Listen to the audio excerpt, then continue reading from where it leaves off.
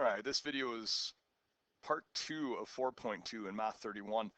We're going to look at now finding the absolutes, max, mins, or local mins and maxes, although we'll expand more on that tomorrow or in the next lesson. Looking at those absolute maxes and mins, it's really important when you have a closed interval that you check the endpoints of that closed interval. I have seen many a tricky question that seems to have no answer because students forgot to check the function at A and the function at B. And you'll see this technique throughout the question. We're basically going to check it at the endpoints, find the critical numbers, check the function at the critical numbers, and then evaluate the numbers to see which is the highest and the lowest output of that function. So a pretty familiar looking function. This was the first example we did in the lesson. I have a graph of the function beside. Definitely a bit of a weird scale just so that we could see everything in place. I'm going to mark the points off as I go through them. So right away, just a little bit of lack of duplication of effort. Make sure you've checked out part 1 because from part 1 we found our critical numbers to occur when x is equal to -1 or 3. So I don't particularly like doing the critical numbers first, but because we have them in this question, I'm immediately going to write down what the function evaluated at -1 is and the function evaluated at 3 is. Now we have -2 and we have +2. I would like to put those points on the graph. This point right here is at 2, -2. And then, 2, -2. That's -1. See if I can just kind of sneakily change that.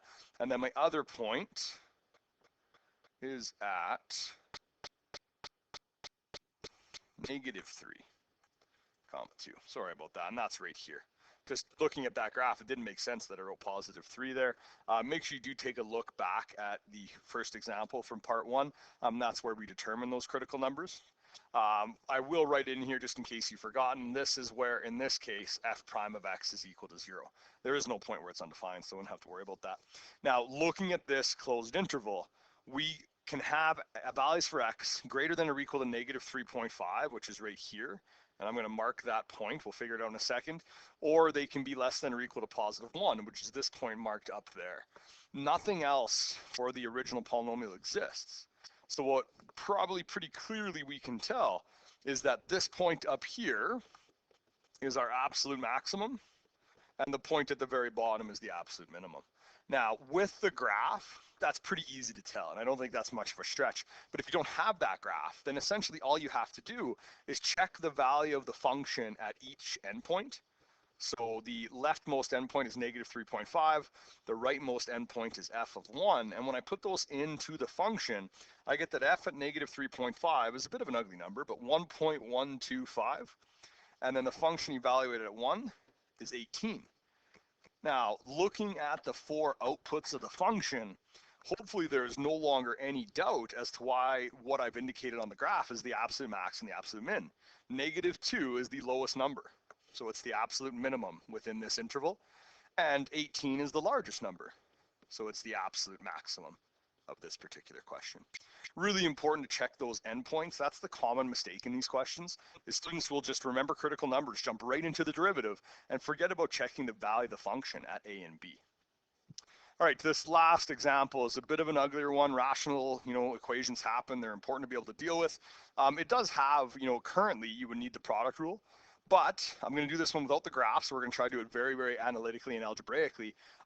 I am going to expand it because I think that's much better off that if I distribute that x to the power of 2/3 onto the bracket, I will have 5x to the power of 2/3 plus x to the power of 5/3. Please do make sure you understand where that 5/3 come from. I'll write it above. That's x to the 2/3 times x to the 1, which I would write as 3/3. Common base means we would add those exponents together. All right, that's g of x. We need to find out g prime of x. So taking that derivative, 5 times 2/3 is 10/3. Then we have x to the power, now it's -1/3, reducing that exponent by 1, plus 5/3 times x to the power of now 2/3. Now, that is not an easy function to tell when it's 0 and when it's undefined. So we run into some pretty common factoring in questions like this. I really recommend get rid of denominators and get rid of negative exponents. And with that technique, it actually works out perfectly. That if I factor out the denominator and the negative exponent on the x, what I'm left with, 10/3 divided by 1/3 is 10. x to the negative 1/3 divided by x to the negative 1/3 is x to the 0. So I'm not even going to include my variable in that piece.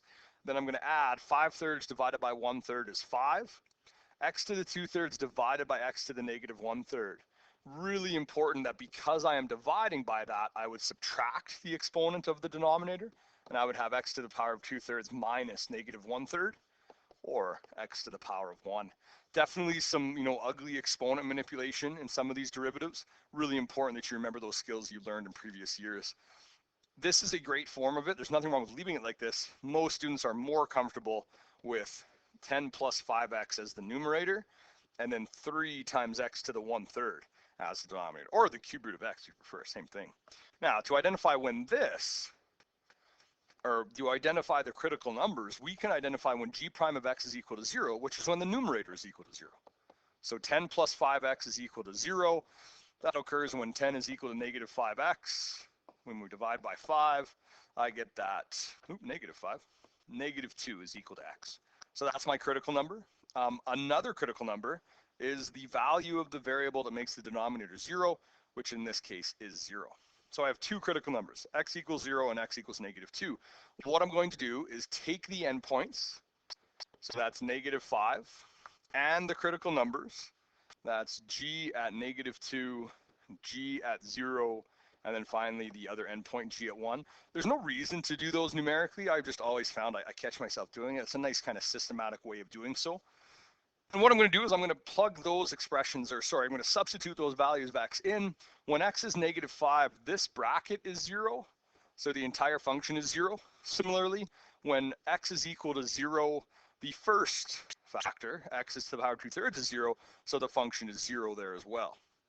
Now, when I look at negative 2, putting that in, I'm just going to cheat a little bit. I'll give you that to the nearest 10th, and evaluating a positive 1 gives me 6.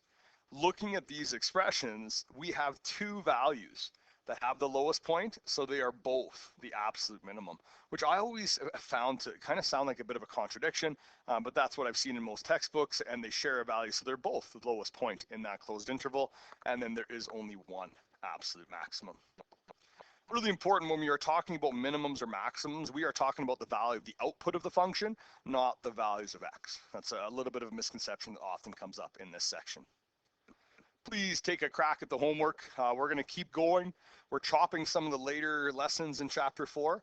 And so before you know it, we'll be done chapter 4 and moving on. Good luck, and don't forget to email if you have any questions.